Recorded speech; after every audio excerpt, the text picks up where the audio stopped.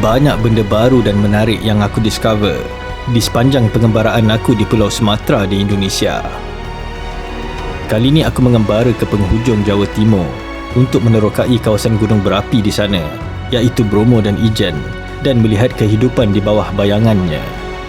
Walaupun ini bukan kali pertama aku dekat sini, tapi aku masih lagi kagum setiap kali bila aku melihat pemandangan kawasan gunung berapi di sini. Itulah satu tentang hidup di jalanan ni. Kita kena sesat dulu di jalanan untuk kita jumpa tempat yang tak pernah kita ketahui.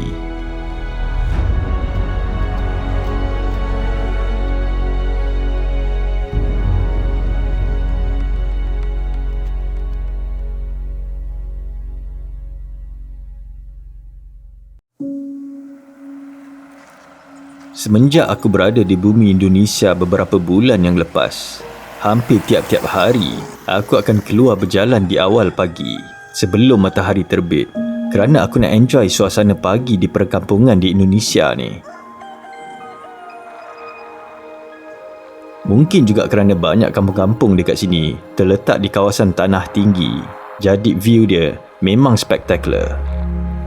Dengan lapisan awan yang rendah, cahaya matahari pagi ni membuatkan pemandangan dekat sini nampak macam painting.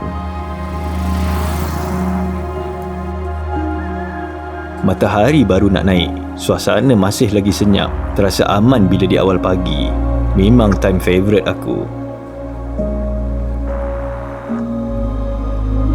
Aku duduk beberapa hari di Cemoro Lawang, salah satu perkampungan orang-orang Jawa Tengger. Dan kampung ni menerima ramai pelancong dari serata dunia, kerana di sinilah terletaknya Gunung Bromo, antara gunung berapi yang paling famous di dunia.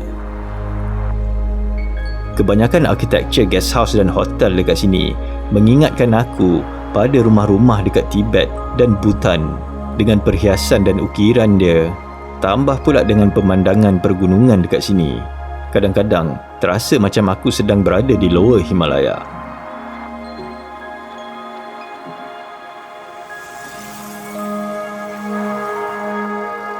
Satu lagi sebab kenapa aku suka berjalan di sekitar kampung ni di awal pagi adalah kerana masih tak ramai orang, masih tak sesak dekat sini. Bila dah lambat sikit, tempat ni akan jadi macam dekat Bali, penuh dengan pelancong. Dan masa inilah orang-orang kampung akan mula keluar dengan menjalankan rutin harian masing-masing.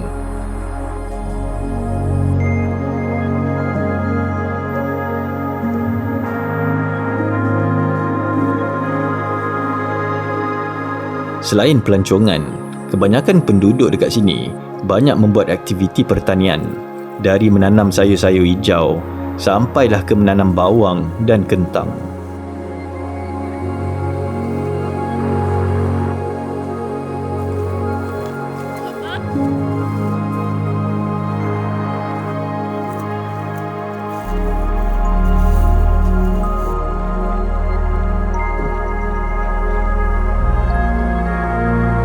Walaupun tempat ni dah jadi tempat turis, kebanyakan diorang cuma naik ke Gunung Bromo je.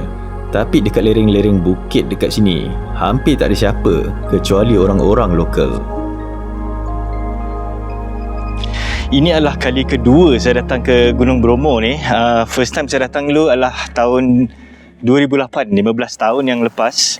Kampung dekat sini, Cemoro Lawang ni yang saya duduk sekarang ni memang dah lain dah sekarang. Saya dah tak ingat dah guest house yang saya duduk dulu tu dekat mana, pasal dah memang jadi macam bandar dah kat sini. Dan satu lagi, turis dah makin ramai kat sini sekarang compare dengan 15 tahun yang lepas. Tapi orang-orang lokal kat sini masih lagi sama. Diorang masih style diorang masih lagi sama, naik motor dengan kuda diorang semua. Diorang masih lagi bercucuk tanam semua. Tinggal lagi rumah kat sini dah cantik. Dah jadi rumah batu dah kat sini sekarang. Dan masa saya datang ke sini dulu, saya tak naik jeep, saya tak naik motor semua tu. Tapi saya ingat lagi masa tu dekat Panjanakan tu saya climb. Saya climb dekat bukit-bukit tu daripada Cemoro Lawang ni. Saya rasa lebih kurang sejam setengah macam tu. Climb pada waktu malam, naik sampai ke atas tu. Tapi sekarang ni tengok macam mana. Mungkin naik motorbike je kot. Walaupun ini bukan kali pertama aku dekat sini, tapi aku masih lagi kagum dengan pemandangan dan atmosfer dekat sini. Aku sentiasa terpukau setiap kali aku memandang kawasan gunung berapi ni. Okay, anyway, saya rasa memang Bromo ni satu tempat yang really magical disebabkan tak tahu dia punya environment kat sini, awan dia, kalau macam waktu pagi dekat sini semua penuh dengan awan dekat kawasan ni semua sampai dekat lereng-lereng kat sini. Jadi bagi saya memang dia punya pemandangan kat sini memang really nice. Magical. Itulah satu perkataan yang boleh aku ucapkan bila melihat pemandangan di sekitar gunung berapi ni dari kampung Cemoro Lawang ni.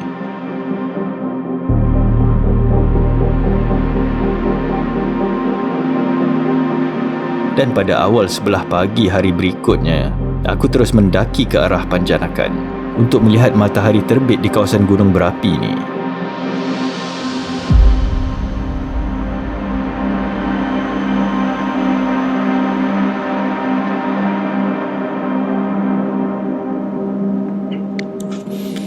So saya sekarang ni in between Seruni Point dengan Panjanakan. Panjanakan dekat atas tu. Pagi tadi saya start jalan daripada Cemoro Lawang. Cemoro Lawang adalah town yang saya duduk tu. Nak daripada Cemoro Lawang tu nak ke Seruni Point lebih kurang setengah jam, 40 minit kalau jalan kaki, ikut jalan raya. Lepas tu daripada Seruni Point nak naik dekat sini another half an hour. Yang ni memang kena climb sikit, tapi saya rasa memang worth it. Saya tak pergi Seruni Point ataupun Panjanakan disebabkan ramai orang, tapi dekat in between, dekat lereng-lereng bukit ni memang tak ada orang pagi tadi. Jadi saya decide untuk just stay dekat sini je, instead of naik sampai atas. Dan view dekat sini pun memang clear. Kalau kita tengok memang view pagi tadi memang cantik. Saya start jalan lebih kurang pukul 4 pagi. Dan sampai sini memang dalam pukul 5 lebih macam tu dah sampai. Sunrise lebih kurang 5.35, 5.45 macam tu sunrise. Dan view kat sini masa sunrise tadi memang really amazing. Walaupun Bromo ni adalah tempat paling turistik di Indonesia, tapi kalau kita sanggup hiking sikit, kita masih lagi boleh dapat mengecapi ketenangan di tanah tinggi gunung berapi ni. Dan pada sebelah petang ni pula, aku merentasi ke padang pasir berbisik untuk ke kawah Gunung Bromo. Berbanding dengan awal pagi, waktu petang macam ni memang tak sesak dengan pelancong dekat sini. Jadi aku dapat berjalan dengan santai untuk menerokai kawasan di sekitar gunung berapi ni. Nampak sepi je di lautan pasir di sekitar gunung Bromo ni. Yang ada cumalah orang-orang lokal menjual snacks dan minuman dan sebuah kuil Hindu orang Tengger, iaitu Pura Luhur Poten. Nama Bromo ni pun adalah berasal dari salah satu dewa Hindu, iaitu Brahma. Gunung Bromo ni adalah gunung berapi yang aktif. Jadi selain letusan kecil, ia akan berasap setiap masa. Jadi pemandangan dekat sini memang spektakular, terutamanya apabila matahari hampir terbenam. Aku berada di sini untuk mengamati keindahan suasana dekat sini sampailah hari menjadi gelap sebelum aku beransur pulang ke tempat duduk aku di Cemoro Lawang.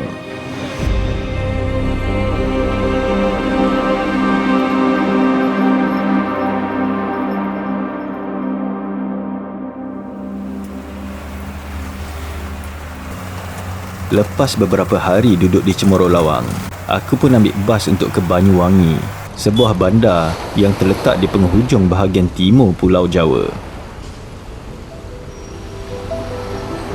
Dari bandar Banyuwangi ni, kita boleh tengok Pulau Bali yang terletak amat berdekatan.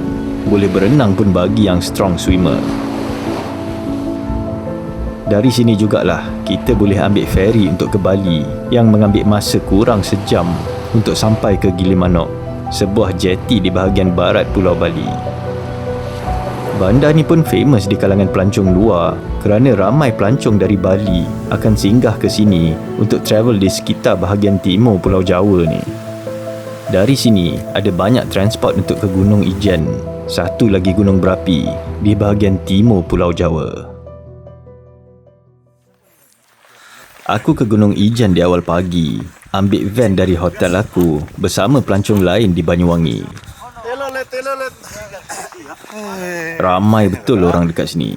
Aku rasa lagi ramai dari di Gunung Bromo. Dari tempat permulaan pendakian, lebih kurang sejam juga untuk sampai ke tasik kawah gunung berapi ni. Kita orang mula mendaki di awal pagi, masa hari masih lagi gelap. Ramai juga porter dekat sini yang bawa naik pelancong dekat sini pakai kereta sorong. Pasal pendakiannya agak jauh dan memenatkan. Tapi terasa berbaloi mendaki di sini dari awal pagi. Bila aku mula dapat melihat pemandangan di sini, masa hampir sampai ke puncak gunung ni. Lapisan awan rendah masih tebal masa aku sampai di puncak Gunung Ijan ni, dengan kabus yang masih lagi tebal. Jadi, pemandangannya nampak begitu surreal. Ramai juga yang pakai mask kerana bau sulfur agak kuat masa aku baru sampai di kawah Ijan ni.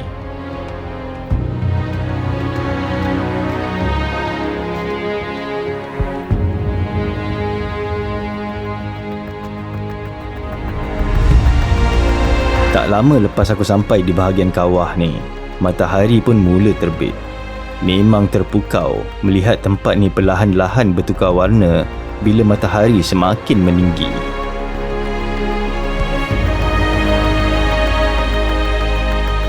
Selain pelancong, ada ramai juga orang-orang lokal menjual sulfur dari kawah Ijan ni dalam bentuk souvenir di sepanjang tebing kawah gunung berapi ni. Bergantung pada arah tiupan angin, kadang-kadang tak berapa nampak pemandangan dekat sini disebabkan asap yang tebal.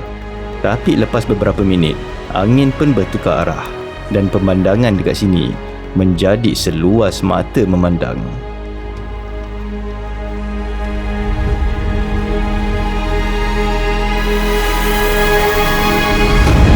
Lepas aku dah puas melayan view dekat sini dengan mata aku sendiri, aku pun terbangkan drone aku untuk tengok seluruh kawasan kawah Ijan ni dari aerial view. Lagi terpukau bila tengok view dari atas. Kawasan bergunung ganang yang begitu luas dan lapisan-lapisan awan rendah yang menyelubungi lereng-lereng gunung dekat sini. Bagi aku, warna air tasik kawah ni yang membuatkan landscape dia nampak begitu menonjol dan menarik ramai pelancong dari serata dunia untuk ke sini.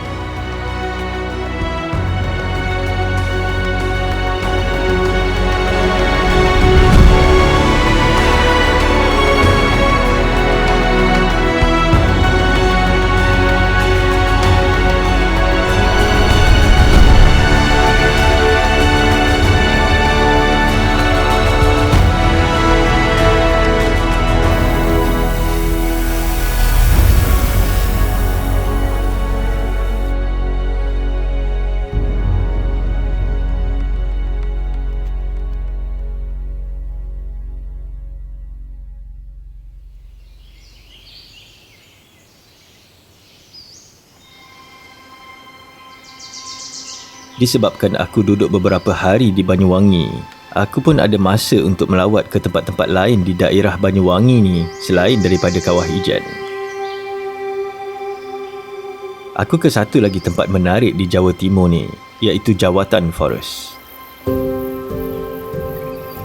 Perjalanannya taklah jauh, lebih kurang sejam je drive dari tempat duduk aku di Banyuwangi. Yang menarik dekat sini adalah pokok-pokok besar di sini yang rata-ratanya berumur lebih daripada 100 tahun, membuatkan tempat ni nampak macam Fangorn Forest dalam movie Lord of the Rings. Tempat ni pun agak famous di kalangan pelancong asing dan ada juga aku terserempak dengan orang Malaysia masa dekat sini.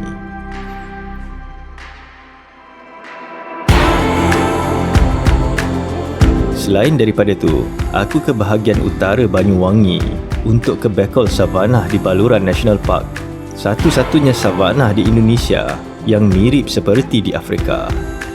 Di sini, ada banyak haiwan liar berkeliaran bebas seperti rusa, pelbagai jenis burung dan kerbau liar, membuatkan tempat ni mendapat nickname Afrika Van Java.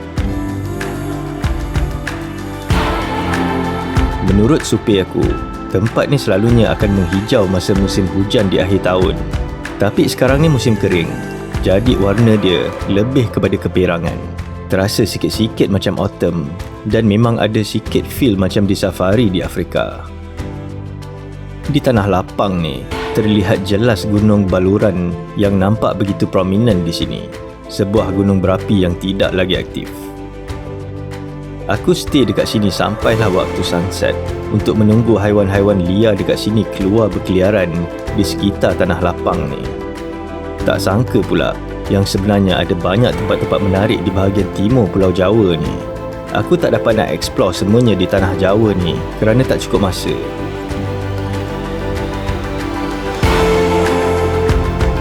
Mungkin lain kali, kerana aku pun harus kembali ke Asia Tengah tak lama lagi. Kembali ke pergunungan Tian Shan setelah sekian lama aku dah tak ke sana dari zaman COVID lagi hari tu. Dan beberapa hari selepas tu, aku pun ambil feri untuk merentas ke Laut Bali untuk ke Gili Manuk, sebuah jeti di bahagian barat Pulau Bali. Dan dari situ, aku terus ke Canggu untuk duduk lagi sehari dua kerana aku harus ambil flight dari Bali untuk pulang ke Malaysia.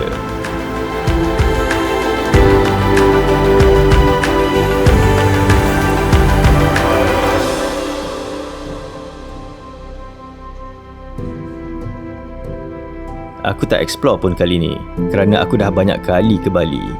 Tapi aku akan kembali ke Indonesia ni nanti kerana banyak lagi tempat yang aku akan explore.